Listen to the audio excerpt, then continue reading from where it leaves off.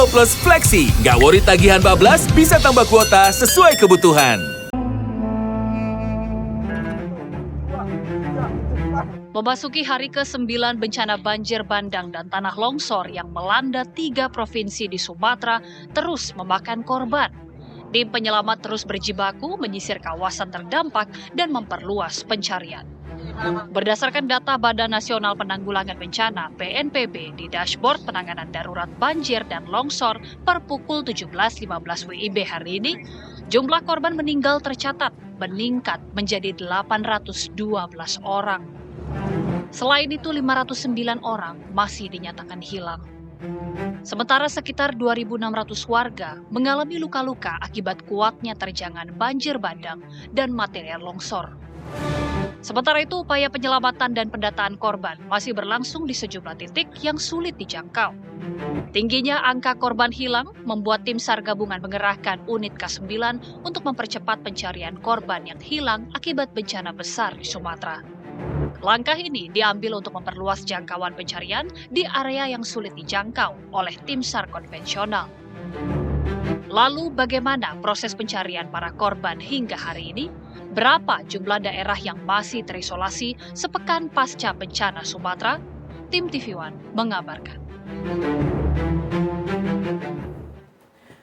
Kita akan langsung membahasnya pemirsa bersama dengan sejumlah narasumber yang sudah hadir dan juga terhubung melalui sambungan virtual Zoom. Saya akan perkenalkan untuk Anda yang sudah hadir bersama saya. Ini ada Prof. Fatma Lestari, Wakil Ketua Ikatan Ahli Kebencanaan Indonesia. IABI, selamat malam Prof. Selamat malam. Sehat Prof? Alhamdulillah sehat. Selain Prof. Fatma, ini juga kami sudah terhubung pemirsa melalui sambungan virtual Zoom. Ada Bupati Aceh Tenggara, Bapak M. Salim Fahri. Selamat malam Pak Salim. Malam Mbak, malam Prof. Malam. Selain itu pemirsa kami juga sudah terhubung bersama dengan Deputi Bina Tenaga dan Potensi Pencarian dan Pertolongan Basarnas. Ada Bapak Moh Barokna Haula. Selamat malam Pak Barokna. Assalamualaikum, selamat malam. Waalaikumsalam warahmatullahi wabarakatuh. Kita terlebih dahulu menuju Bupati Aceh Tenggara, Pak Salim. Pak Salim, kami ingin tahu kondisi di Aceh Tenggara saat ini seperti apa Pak? Apakah wilayah-wilayah yang sudah sulit untuk kemudian disampaikan bantuan ini sudah bisa kemudian dikirimkan bantuan-bantuan ke wilayah-wilayah tersebut Pak Bupati? Baik Mbak, insya Allah hari ini juga kami tadi meninjau di 2 lokasi pengungsian. Memang kami harus akui masih ada 2 desa di kecamatan yang paling parah, yaitu Kecamatan Ketambi yang masih berat untuk kami datangi karena medannya yang jalannya putus, longsor. Cuman sekarang Kementerian PU sudah berada di tempat untuk mengerjakan jalan-jalan yang sudah tidak bisa dilalui ini agar secepatnya nanti akses kepada 2 desa tersebut bisa kami lalui, Pak. Oke, Pak Bupati, apa yang menjadi kendala di 2 wilayah tersebut sehingga sulit untuk diakses, Pak? Ini kan gunungnya yang longsor, jalannya putus. Jalan yang putus nih sampai 100 meter dengan kedalaman sampai 50 meter. Makanya kan di daerah kami kan daerah pegunungan. Alat untuk menembus ke sana, alat yang sudah kami siapkan sama Kementerian PU belum bisa kami menerobos secara langsung, Pak. Oke, jadi sejauh ini belum ada bantuan yang bisa masuk ke 2 wilayah tersebut, Pak, sampai saat ini? Sudah bantuan, kita melalui lereng-lereng gunung dengan menggunakan sepeda motor karena kita buka akses sekarang minimal roda 2 bisa lewat, maka kita berikan bantuan melalui Bapak Camatnya. Sekarang juga anggota Polres Aceh Tenggara dipimpin Bapak Kapolres dan Bapak Dandim terus sampai saat ini masih di lokasi untuk membuka keterisoliran jalan tersebut. Oke, baik selain 2 wilayah yang terisolasi Pak, kami juga ingin tahu secara keseluruhan di wilayah Aceh Tenggara bagaimana kondisi warga di sana yang sudah ada di lokasi ataupun titik pengungsian. Kondisinya saat ini seperti apa Pak?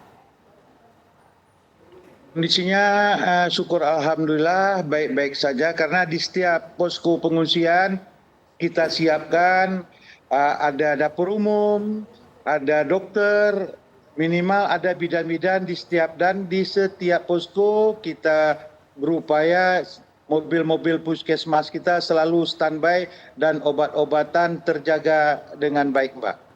Kalau di wilayah terisolasi itu Pak, bagaimana kondisi warga di sana? Apa yang paling dibutuhkan warga di sana saat ini Pak? Warga kan sangat membutuhkan terutama 9 bahan pokok. Cuman kita sudah drop, ada makanan siap saji yang diberikan oleh Kementerian Sosial, dari pemerintah juga, dari sumbang-sumbangan. Tadi juga Badan Penanggulangan Bencana sudah mengirimkan kami hampir 1 ton makanan. Ini terus kita distribusikan sampai malam ini. Namun cuaca malam ini kurang mendukung nih Mbak.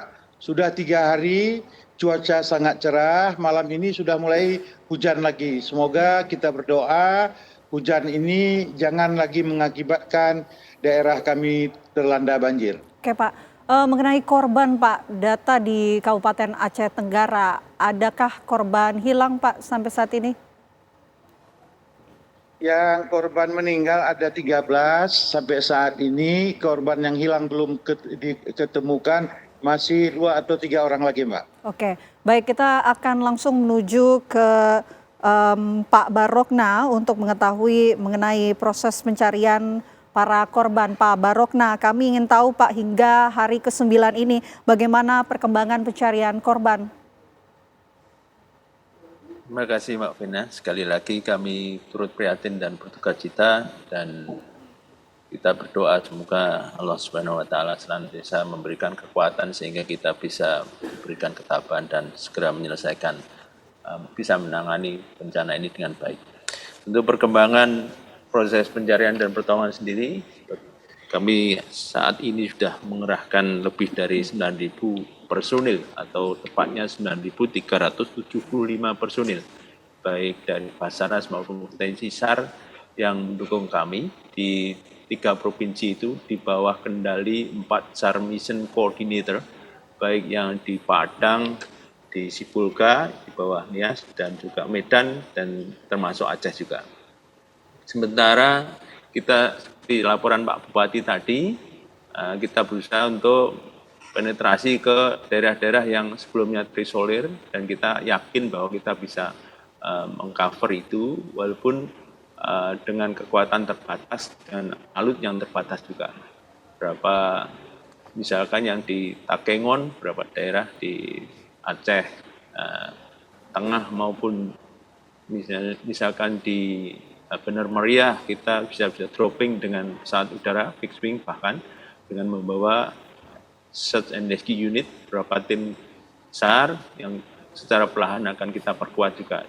Demikian juga di beberapa wilayah yang lainnya di Sumatera Utara dan di daerah Padang, Sumatera Barat, kita semakin terdistribusi kekuatan kita secara menyeluruh dan semoga aja semakin kecil keterisolasian itu kalau misalkan ada, tapi kami dari teman-teman SAR baik dari Basarnas maupun petinggi SAR sudah bertekad untuk menyelesaikan penyapuan ini.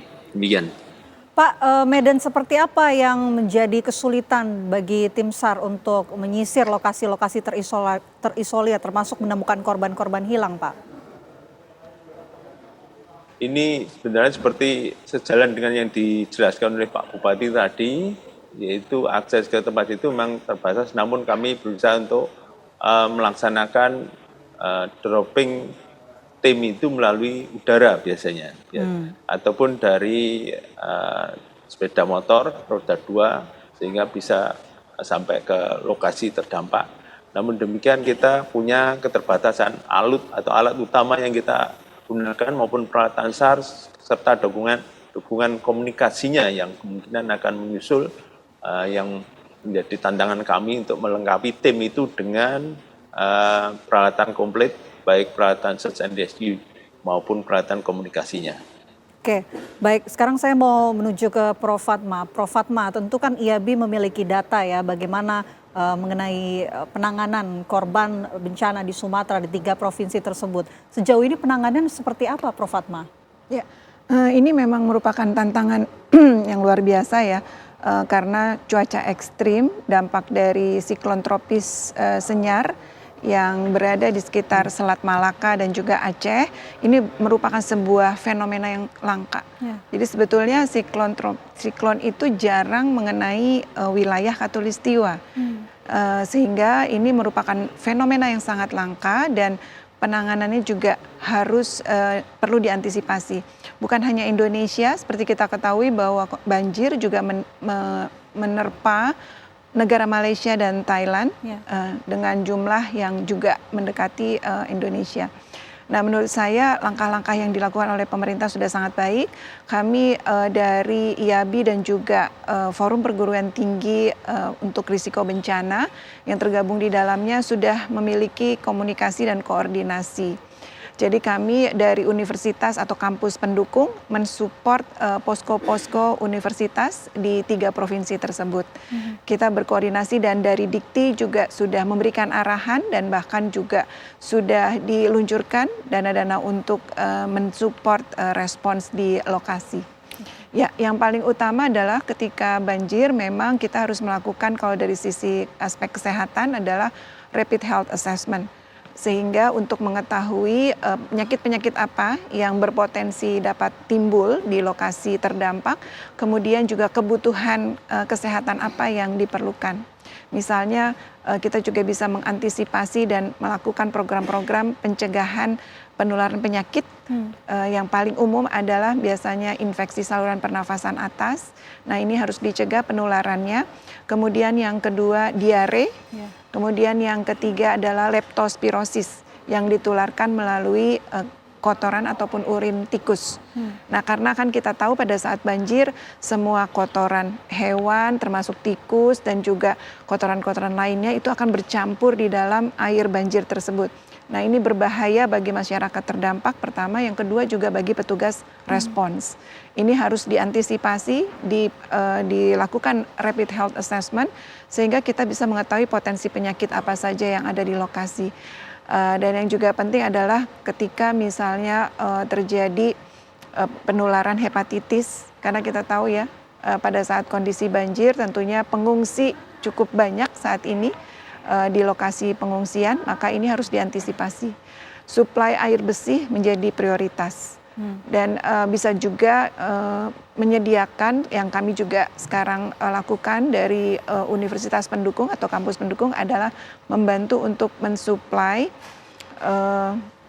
water purification, water treatment untuk mengolah dari air kotor menjadi air bersih, bahkan juga bisa sampai pada air minum. Oke, yang terpenting adalah memastikan bagaimana kondisi kesehatan dari para korban di sana, memastikan suplai makanan dan juga air bersih ini bisa tercapai dan juga didapatkan oleh para korban di sana. Kita akan nanti coba tanyakan langsung ke Pak Bupati, apakah memang kondisinya semua sudah terpenuhi di sana. Tapi kami jeda terlebih dahulu, pemirsa. Apa kabar Indonesia Malam akan kembali untuk Anda sesaat lagi.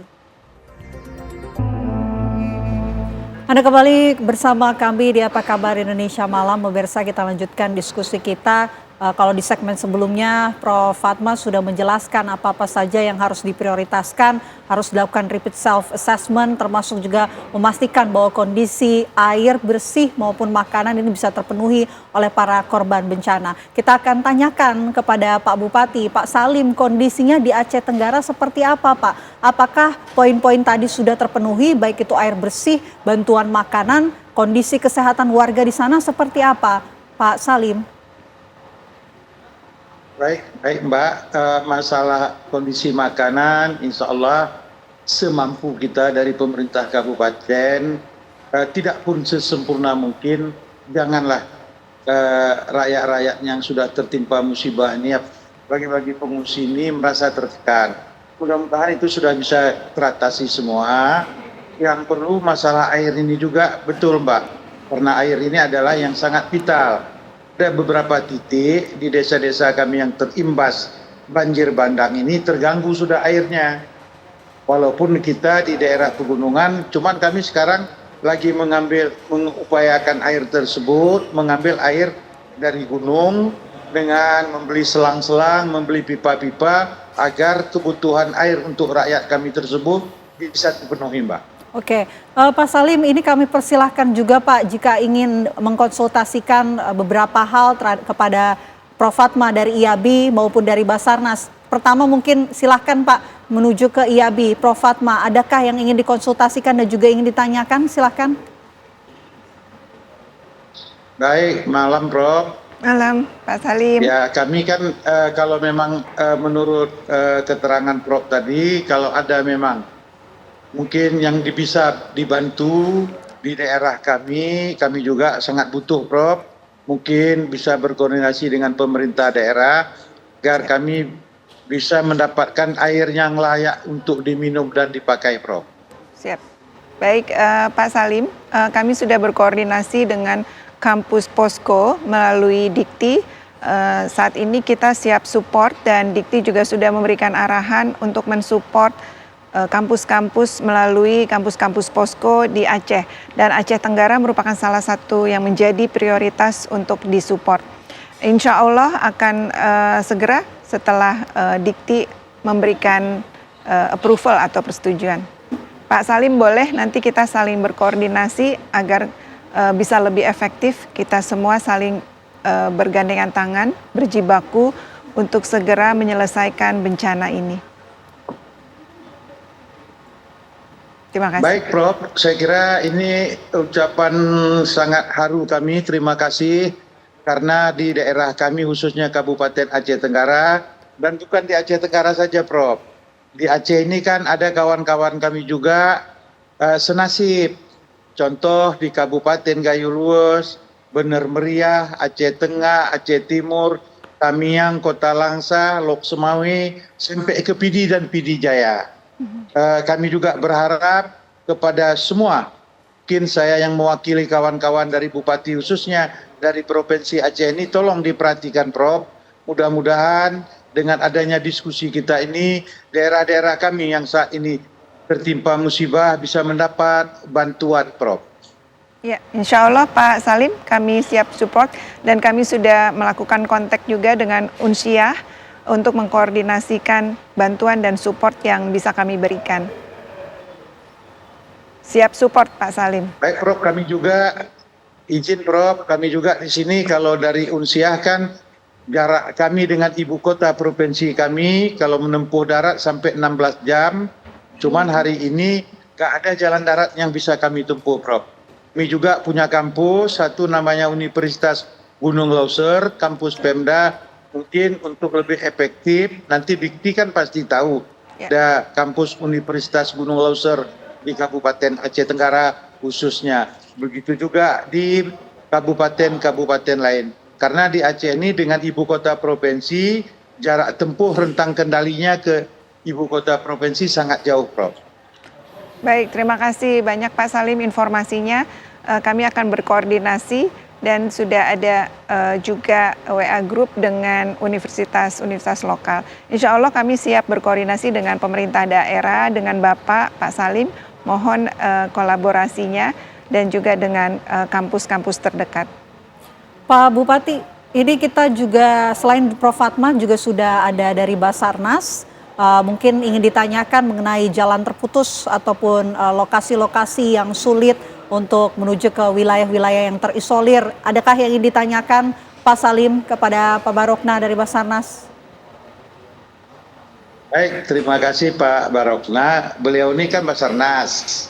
Kalau jalan putus kan di PU Mbak kan.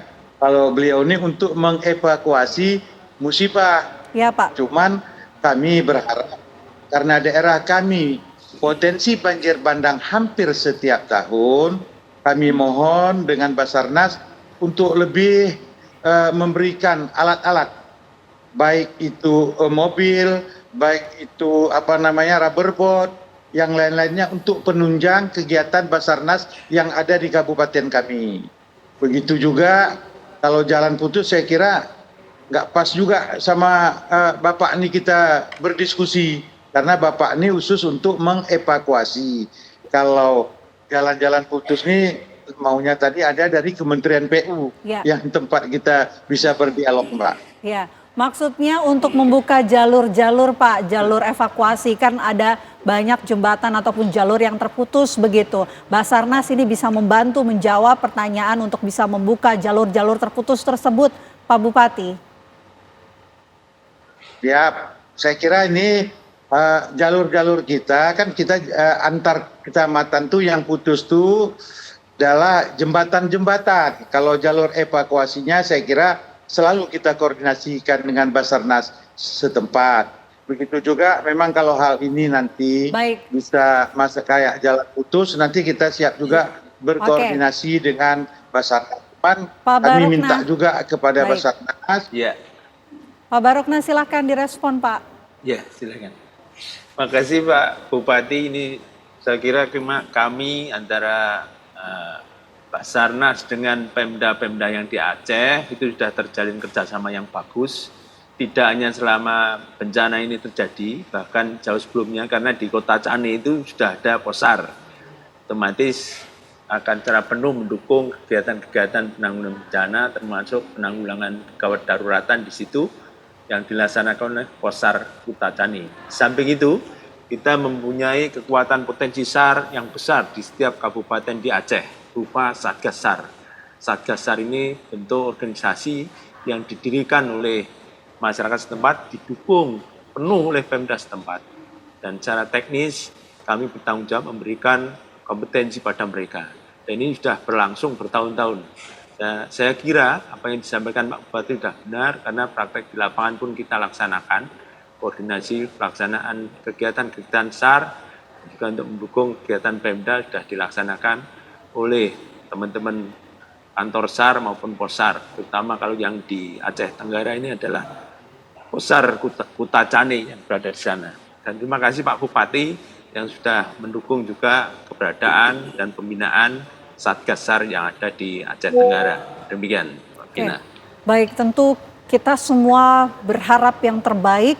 Karena duka Sumatera adalah duka kita semua, kita berharap bagaimana proses evakuasi ini bisa berjalan dengan lancar dan warga di sana bisa mendapatkan apa yang ingin didapatkan, apa yang seharusnya didapatkan oleh warga di sana. Sekali lagi terima kasih Prof. Fatma, Pak Bupati, terima kasih Pak Barokna sudah bergabung bersama kami. Semoga Anda semua sehat selalu. Terima kasih atas waktunya, Amin. Bapak Ibu.